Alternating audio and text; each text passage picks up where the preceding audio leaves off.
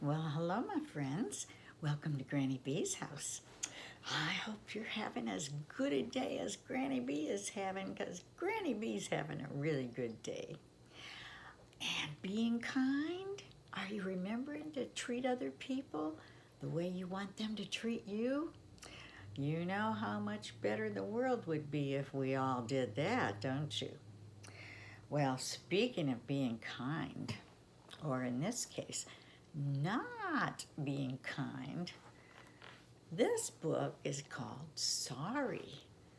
It's about a boy who does mean things to people and thinks just because he says, I'm sorry, that everything will be okay. Well, let's see what happens here. Sorry is written by Trudy Ludwig, and it's illustrated by Maury J. Manning. So oh my goodness, look what he did to his sister's picture. That's not very nice, is it? Not very kind at all. All right, Granny Beal, get out of the way here so you can see this book. My friend Charlie is always doing stuff he shouldn't, and he gets away with it even when he does it on purpose. Like the time he took his sister Anna's favorite school picture and drew a mustache on it.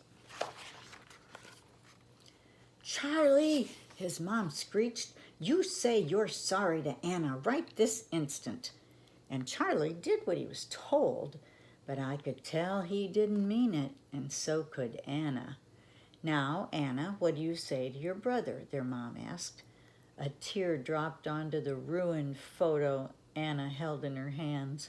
Honey, you need to forgive him. Anna looked at Charlie. He grinned back. That's when Anna started to bawl even harder. She ran to her room and slammed the door. Charlie turned to his mom. Geez, I said I was sorry. What's her problem? Jack, did you see what happened here between Charlie and Anna? Charlie's mom asked me. I shrugged. I wasn't about to say anything. No way. Before I met Charlie, I was a nobody. The one the other kids ordered to move over in the cafeteria.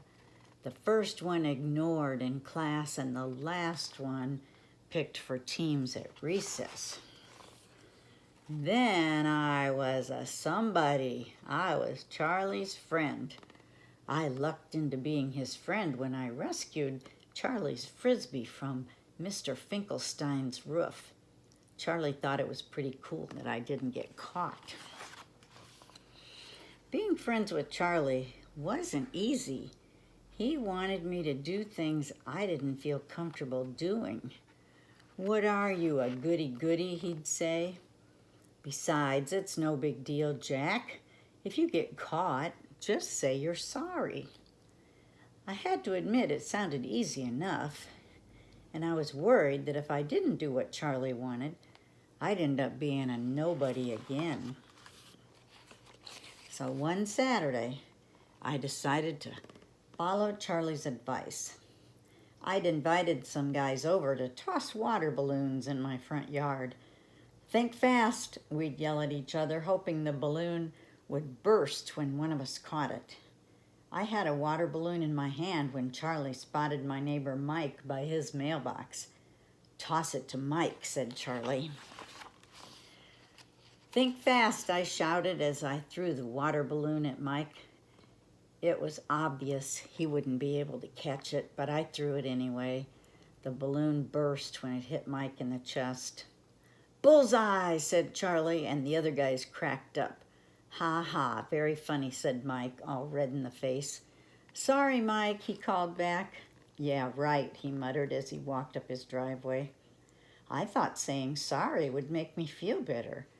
But it didn't. I felt even worse because Mike and I both knew that I'd thrown the water balloon at him on purpose.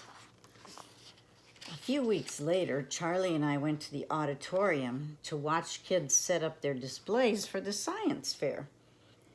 Charlie noticed Lena putting together her styrofoam solar system. He nudged me in the ribs and headed in her direction. Oh, that is not good, I thought as I followed. Lena, you see, was my friend. At least she was until Charlie came along. I stopped hanging out with her because it didn't look good to be friends with a brainiac girl. I knew this hurt Lena's feelings, but a guy's got to do what a guy's got to do to be cool, right?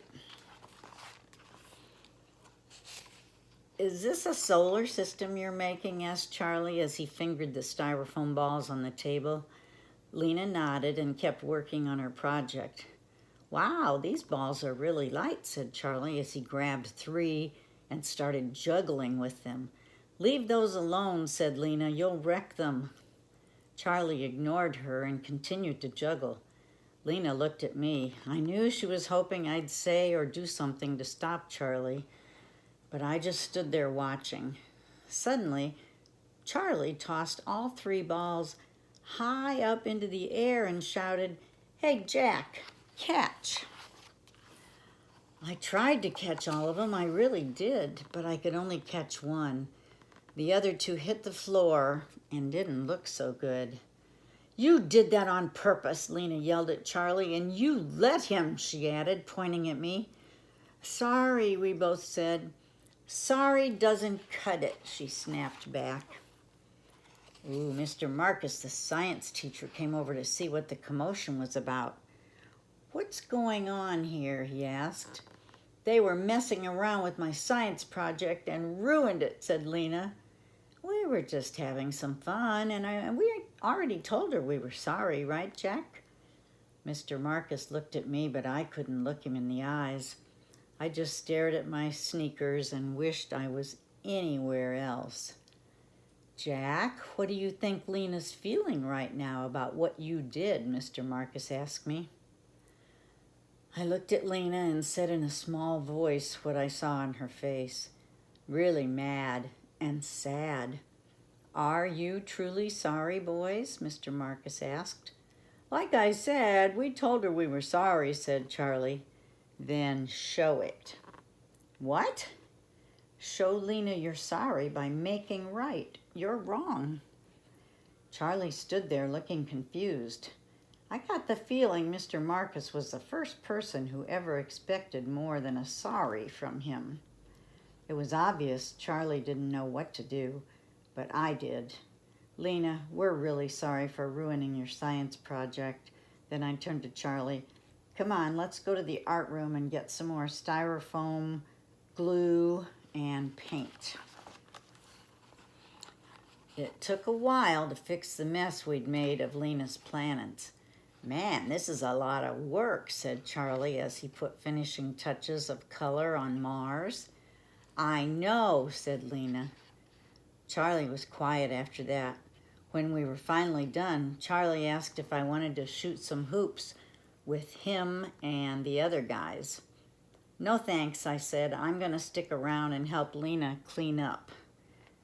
She smiled. That's when I knew Lena believed I was sorry for what I did. Hey, Lena. What? I think your project is out of this world. She rolled her eyes. Come on, wise guy, she said. I'll race you to the snack bar. Loser buys. Deal? Deal. Wow, I'm glad he could restore his friendship with Lena. Boy, that was bad when they ruined her science project. So, apologizing when you've done something wrong to hurt somebody is very important. But it's not the only thing you can do. You can help make the situation right if you've done something really bad. So just remember, when you're tempted to do something bad to somebody, saying sorry doesn't make it all right. It just shouldn't have happened in the first place, right? So if you were being kind, like Granny B talks about all the time, you wouldn't be doing things like that to people. So I'm very proud of you for being kind and treating other people the way you want them to treat you.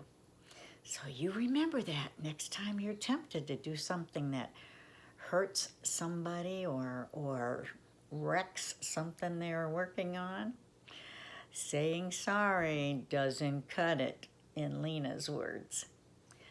But you also remember that Granny B loves you. And if you come back and see me again, I'll read you another story. Okay? Bye-bye.